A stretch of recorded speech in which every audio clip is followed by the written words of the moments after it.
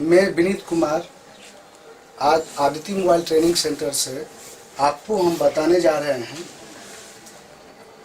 एक DC supply machine, DC power supply machine कैसे use करते हैं, इसका क्या यूजेज है और इस पे एक मोबाइल या कोई भी इलेक्ट्रॉनिक्स आइटम कैसे इस पे हम वर्क करेंगे।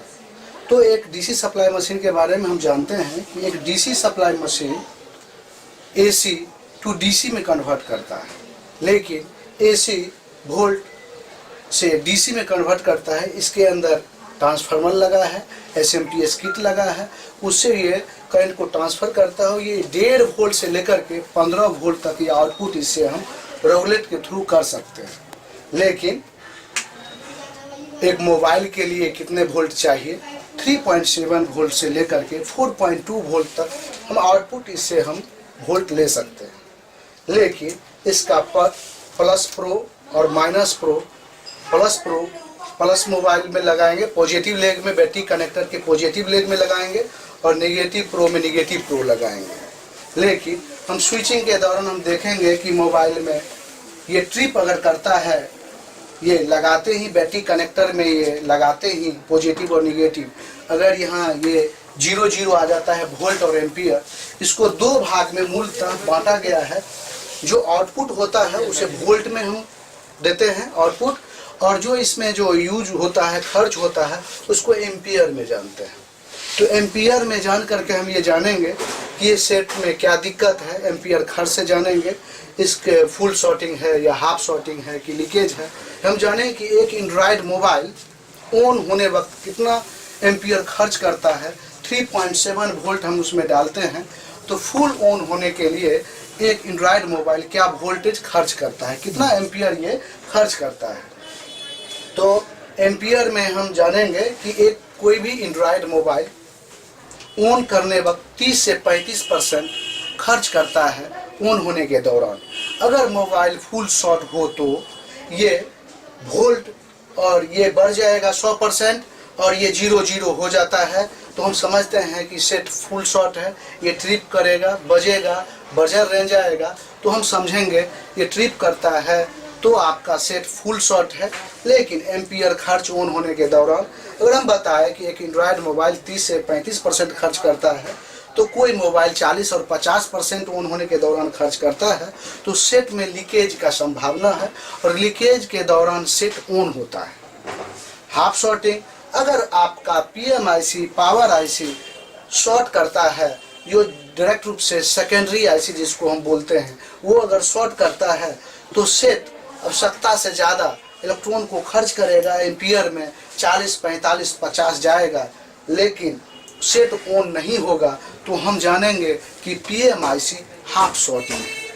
कोई भी एंड्रॉयड सेट स्विचिंग के दौरान अगर स्विचिंग नहीं लेता है, तो हम ये जानेंगे कि ये पॉजिटिव नेगेटिव जो इनपुट वोल्ट उसमें डाल रहे हैं, वो इनपुट में कहीं ना कहीं पथ ओपन हो गया है, सर्किट ओपन हो गया है, या आउटपुट में ऑन ऑफ स्विच तक जो पावर आईसी से output volt on off switch पे मिलता है, वो कहीं ना कहीं ओपन हो गया है।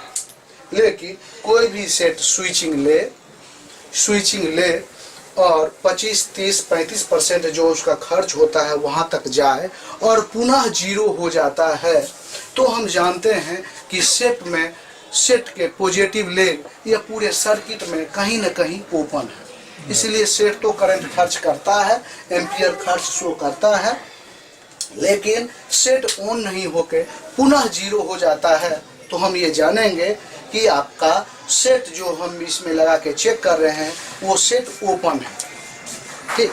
लेकिन हाफ जाए जैसे 35% बताए ऑन होने के लिए, वहाँ पे हाफ 15 जा करके 8 जा करके 10 जाके पुनः 0 होता है। ओपन है तो ये हो सकता है 99% कि हम अपने अनुभव के अनुसार बता रहे हैं कि 99% हो सकता है कि उसके रैम में फॉल्ट हो। रैम को रिवॉल्व करेंगे, रैम ओपन हो सकता है। लेकिन हम ये भी जानेंगे कि एक Android set, Samsung Android set J7, J5, जो भी J सीरीज, जो भी सैमसंग का सेट हो, अगर ये लगाते ही 3% से लेकर के और 5% के बीच में या 6% के बीच में लगाते हैं, यहाँ एम्पियर खर्च करता है, एम्पियर में खर्च शो करने लगता है, तो उसका उस आईसी जहाँ भी फॉल्ट हो उसमें DC to DC converter IC लगा, उसमें इनबिल्ट चार्जिंग आईसी भी लगा है। उस आईसी या तो वो आईसी शॉर्ट है या उसके आउटपुट में कहीं न कहीं सेट फुल शॉर्टिंग है। और आउटपुट में हम कैसे निकालेंगे, इनपुट में कैसे निकालेंगे? आउटपुट में निकालने के लिए हम क्या करेंगे, डीसी टू डीसी कन्वर्टर के नज़दीक एक बड़ा सा कॉइल लगा होगा, उस कॉइल को हम बीप रेंज कंटिन्यूटी में चेक करते हैं।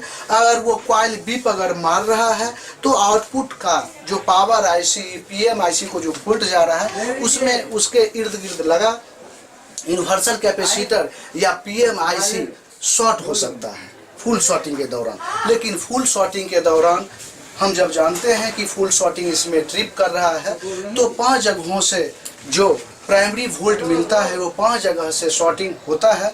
जैसे कि 1 नंबर में मेन फिल्टर कैपेसिटर, 2 नंबर में आपको पावर के नज़दीक लगा कैपेसिटर, 3 नंबर में आपको लाइट आईसी के नज़दीक लगा कैपेसिटर, 4 नंबर में पीएफओ के नज़दीक लगा यूनिवर्सल कैपेसिटर और 5 नंबर में चार्जिंग सेक्शन में जो इनपुट में सेकेंडरी चार्जिंग आईसी जिसको हम बोलते हैं, जो DC to DC converter IC, उसमें शॉर्टिंग हो सकता है या उसके आउटपुट में लगा कैपेसिटर शॉर्ट हो सकता है। आज जो हम पावर सप्लाई मशीन या डीसी पावर सप्लाई मशीन के बारे में जो बताए हैं, इसमें अगर कोई डाउट रह गया हो या कोई क्वेश्चन आप लोग के पास हो तो प्लीज़ आप लोग पूछ सकते हैं हमसे।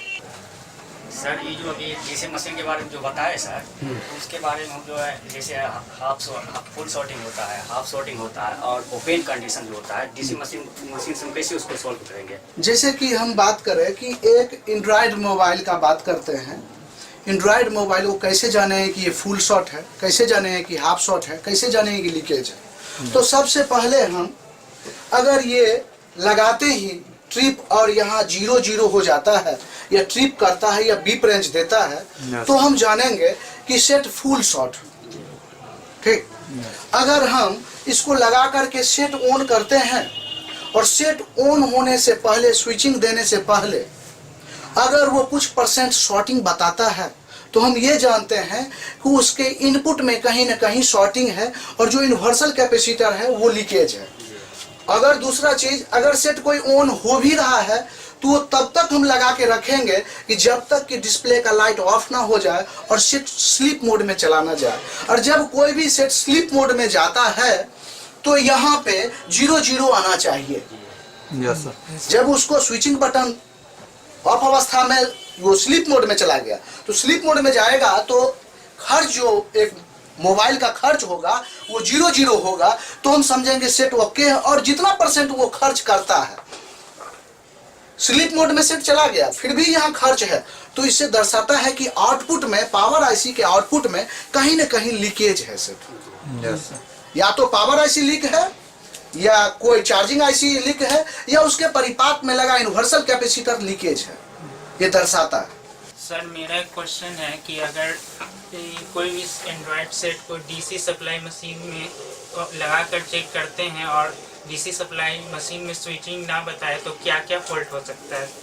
जैसे कि हम बात करें कि एक डीसी पावर सप्लाई मशीन या कोई भी एंड्रॉयड सेट या कोई भी सेट हम अगर इसमें लगा करके स्विचिंग देते हैं, अगर स्विचिंग नहीं लेता है तो मूलतः फॉल्ट जो होता है वो फॉल्ट या तो बीसी जो वोल्ट पीसीबी बोर्ड को देता है, बैटरी कनेक्टर से जो वोल्ट पीसीबी बोर्ड को मिलता है वो कट गया होगा। आउटपुट जो वोल्ट दे रहा है उसमें कहीं ना कहीं फ्यूज लगा हुआ कट सकता है, या उसके आउटपुट में ऑन ऑफ स्विच पे जो वोल्ट आता है या तो ऑन ऑफ स्विच खराब हो सकता है, या उस पे जो वोल्ट आता है पावर आईसी से पीएम आईसी से उसके परिपात में कहीं ओपन हो सकता है, या आपका पावर आईसी ओपन हो सकता है, तो स्विचिंग नहीं लेगा सेट। और जानकारी के लिए नेक्स्ट वीडियो आप लोग देखें और उसमें हम एक डिजिटल मल्टीमीटर के बारे में सही से बताएंगे, इसका काम क्या है, इसका पर्सनली वर्क क्या है, कैसे हम रेजिस्टेंस कैपेसिटर डायोड को पर्सनली रूप से चेक करके जान सकते हैं ये खराब है या सही है। नेक्स्ट वीडियो में आपको इसके बारे में हम बताएंगे। आज बस इतना ही।